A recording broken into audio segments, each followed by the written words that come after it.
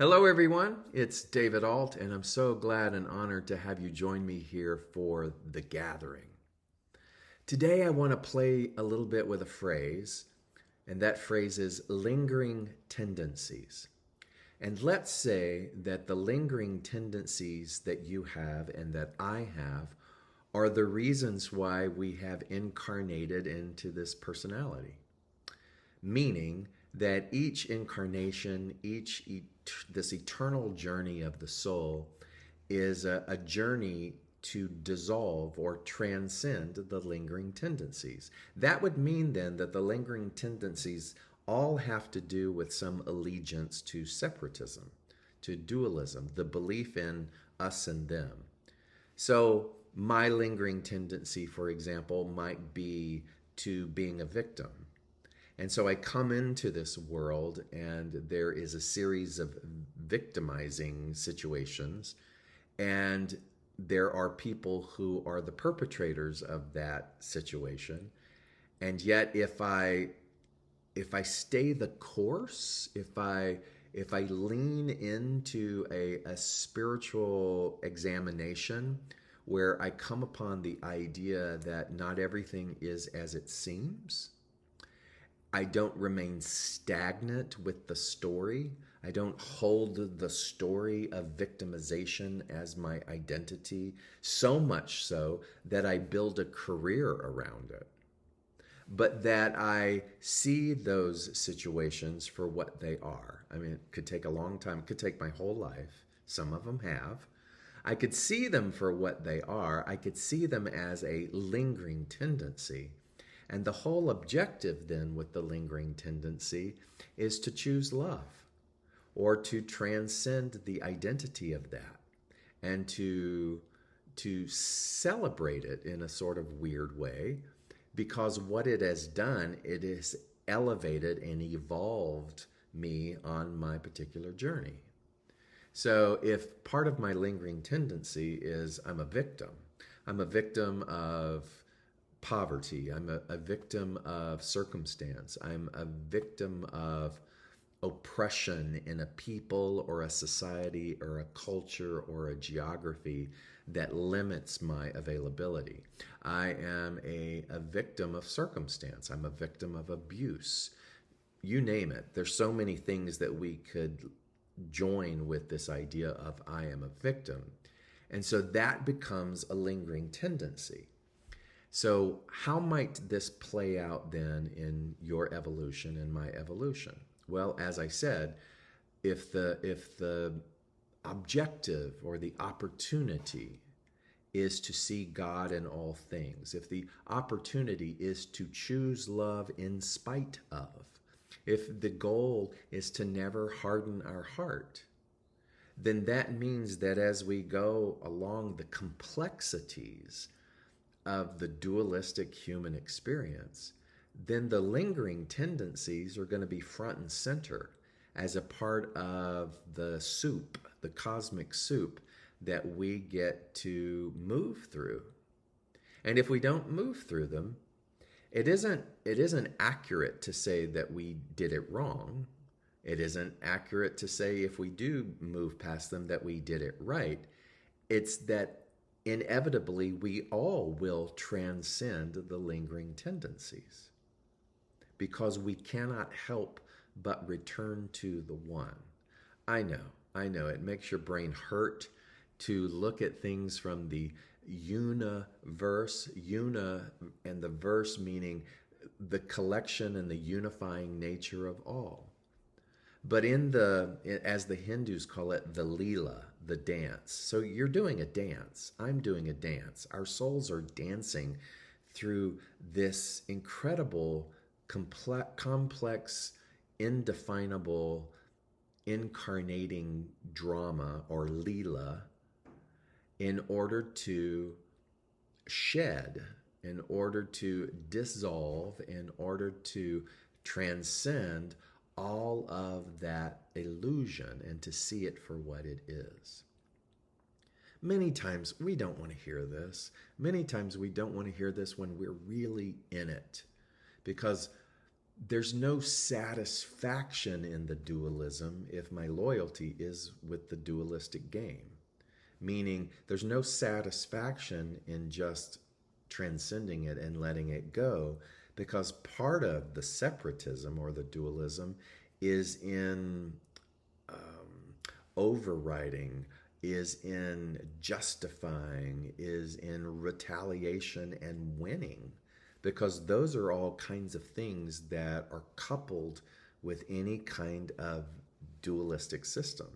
There has to be a winner and there has to be a loser. So if I'm a victim and my lingering tendency is identifying with my victimhood, then I can spend my entire incarnation trying to beat something or someone because they are the supposed perpetrator and the responsible party for my victimization. And we've all, I'm sure there must be tens of thousands, if not millions of times that I have done that in these repetitive incarnations.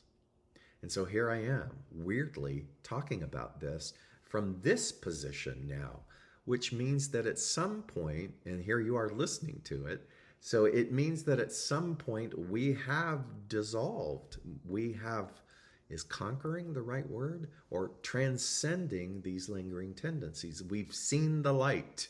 We have opened our heart when what we've wanted to do was close it. So we've made progress. So let's celebrate that. And let's now become curious with regards to what our lingering tendencies are. So some of mine are, it's really uncomfortable for me. It's really uncomfortable for me when I am aware that someone doesn't like me, that someone takes issue just with who I am. It's really hard, you know. Let's just say not in terms of just me, David, but let's say me as a gay man, as a homosexual man. It's very hard to wrap my head around the fact that there are cultures, religions, and segments of even our local society that look at me as less than, that don't like me, that look at me as some form of abomination. The lingering tendency with that isn't like a lot. I think that has come with age and experience and being in the culture of that. But there is still that there, that by when I read an article about the injustices placed upon my particular segment of expression, there's still activation in there. So it means that there's still a lingering tendency in there, because my go-to immediately isn't always to be loving towards that particular expression of society. There's a little bit of indignation. There's a little bit of whatever that perpetuates the separation. And so that means that if I fail, if I cease evolving and seeing all of it as a part of the perfect Leela dance, then I will probably, most likely, if I'm subscribing to what I'm saying to you, continue to be incarnating in some system that is a part of that kind of separation, you see. And again, it's not because I did it wrong. It's because that's a part of the Leela and the dance. But just listen now to the tone of my voice and to the realization within the words where I go, oh, that's what I'm doing. I still struggle at times with the fear around bills and debt and money and circumstance and aging, all of the things, all of the human things. And so as I look at each of those, I do the work as it comes up. Or at least I try. I try to not linger in the tendency of the fear of not having enough, so much so that it consumes me and a decade has gone by. It may be a particular bill or a payment or a breakdown of something where I go, what am I going to do?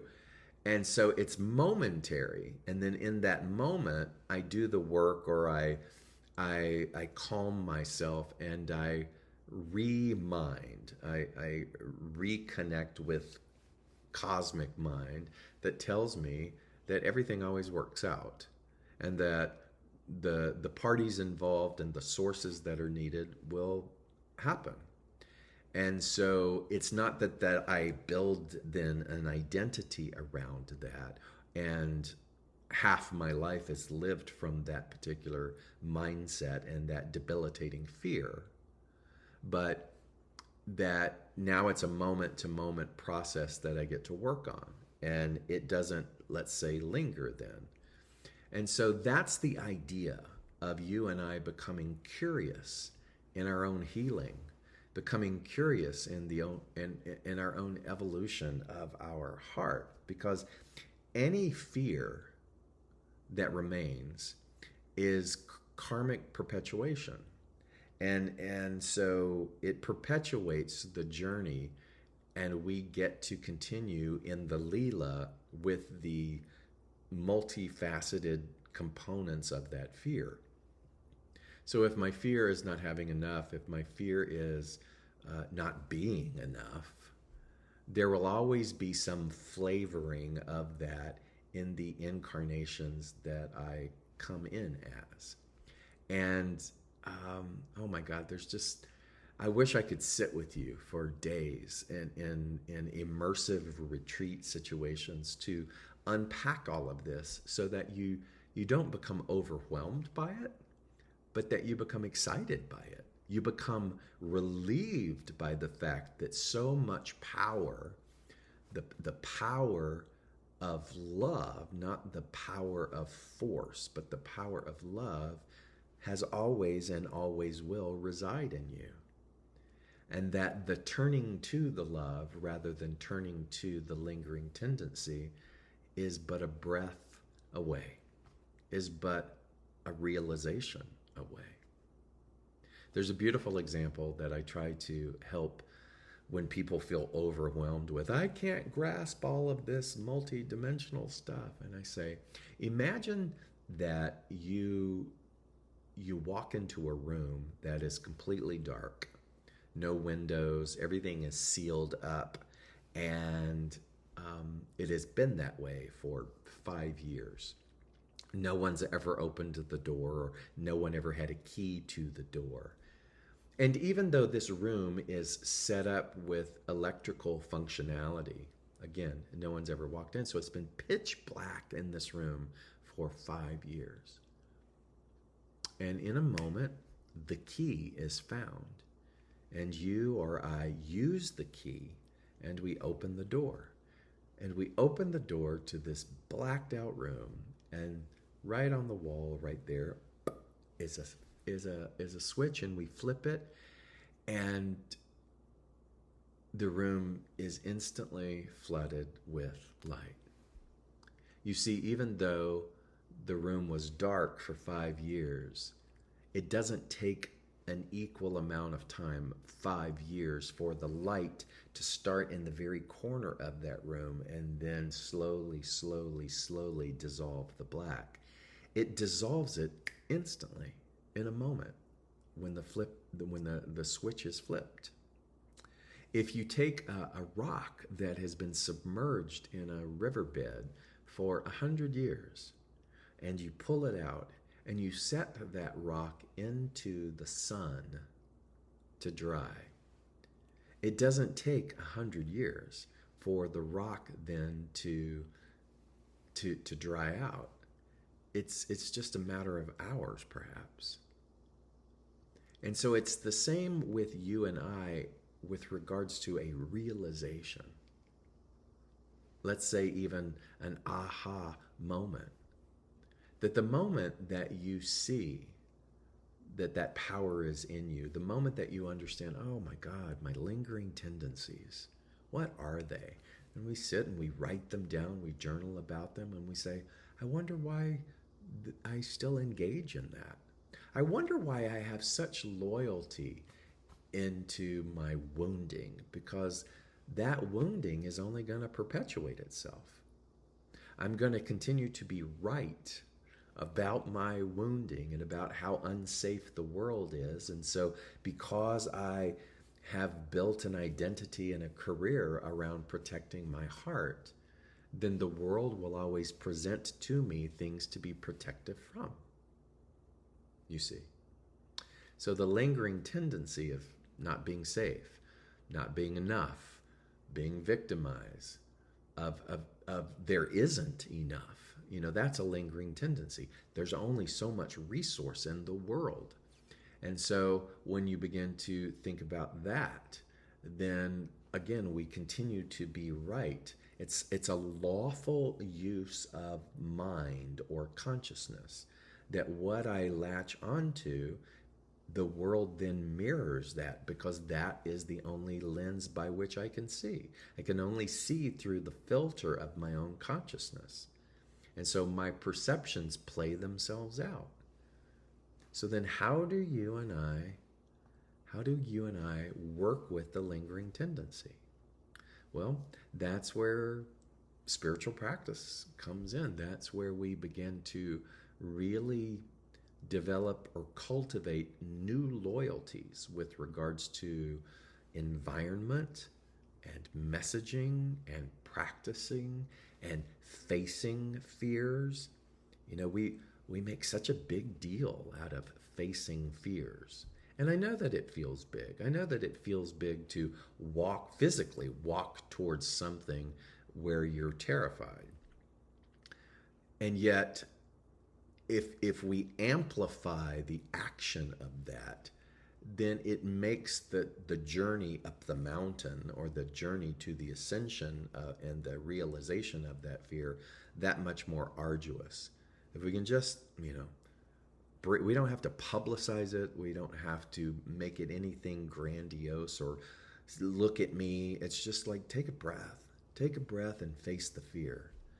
We take a breath and we face all kinds of things all the time. Take a breath. I have to look at the physicality of me and the aging of me, and I get to take a breath and I get to look in the mirror. I get to stand there naked and love the parts that I have condemned. It's a very quiet, personal thing, but that's an opportunity for me to transcend a lingering tendency that I'm not perfect enough, or that I'm not doing a good enough job. You see, everything is an opportunity. That means that all the cast of characters in this human Leela, in this dance, are there not to make it harder, but to remind us of what our job is. And so there's so many different components to this kind of teaching, where you just turn everything upside down. So suddenly everything that is a trigger is a signal. Everything that's labeled as an enemy is a guru. Everything that is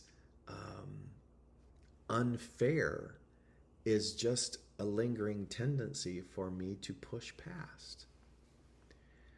And as you listen to this, and as you try to wrap this or coalesce this or make sense of the human condition and the world of effect, it's going to seem like it's very easy to go, I don't have to do anything. No, we all have to do. You have to be a part of the world. And so the best way that you can be a part of the world, to be solution, to bring equality to inequality, the best way that you can bring justice to injustice is to dissolve your own injustices toward yourself. To be the energetic guidepost. To be the embodiment of what self-love looks like in a world that sometimes seems so perilously lost. We have to be the peace that we wish to see in the world. And we can start by sitting down and going, what are those lingering tendencies that keep me chained? What is the benefit? See, there must be some benefit that I'm getting from holding on to the lingering tendency. Isn't that a maddening supposition that we're benefiting from that? But somehow we're getting attention, even if it's negative attention, even if it's holding dear the identity. This is why things are so hard. And I'm not mocking anyone because I've done it myself. But it's such a beautiful time to shake all of that, to wake up, as we say, to reawaken to the infinite power. That's the Leela, the dance that I want to play in. And there's never been a better time. There's a quote that I wrote years ago that I just love. And I think it's one of my most quoted quotes. And it's, there's never been a better time to let the leaves of mediocrity fall from your tree of life. There's never been a better time for you and I to sit down and look at those lingering tendencies and say, okay, all right, I get it. It's time to face these things and to bring light into them, to open my heart back up to the truth of who I am, and to move forward because I'm an eternal being. Because yes, as I am in this particular framework or identity or name as David, there's very little time. It's over in a blip. So do I want to waste any more time? Or do I want to move into conscious serving, conscious loving, conscious receiving,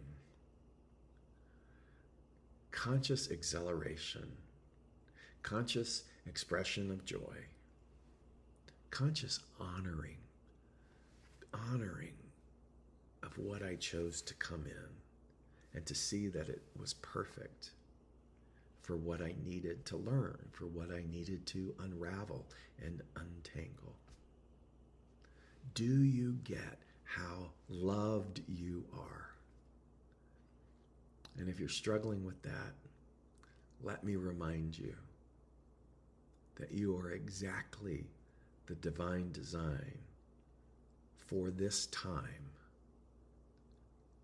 to bring to light not only the gift to yourself, but gifts to the world.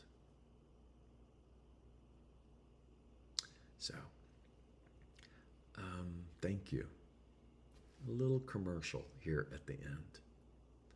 So in relation to this, my partner and I think we've both held some lingering tendencies in different form that there was only so much opportunity and only so much resource to do the things that we wanted to do in the world.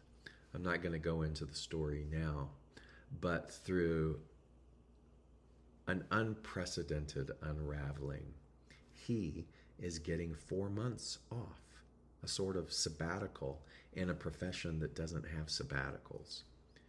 It has, we'll say, magically unfolded for him to take a break from his incredibly stressful human job.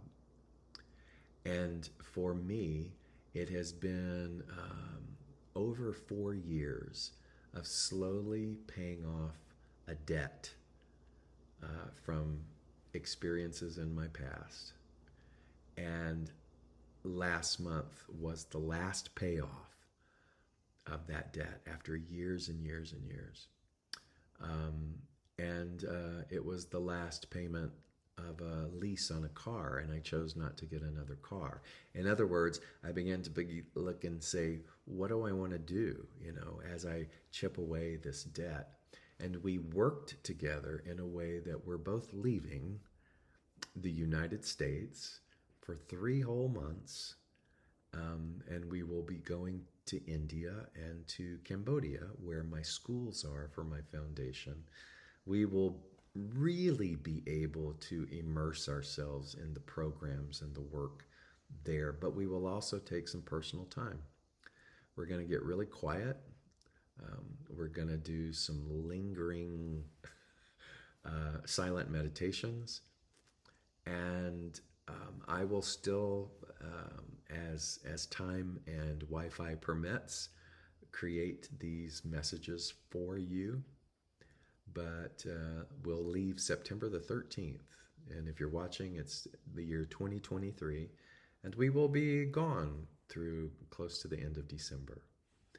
And this is a product or a benefit, or what we'll call it a manifestation, of really dealing with some lingering tendencies, of not being able to do such things, and kind of chipping away at the falsity of that. And I'm really amazed at how it transpired for my partner, and I'm equally grateful for how I've been able to handle a very stressful situation and looking at something that I never thought I would be able to dig myself out of, and I did.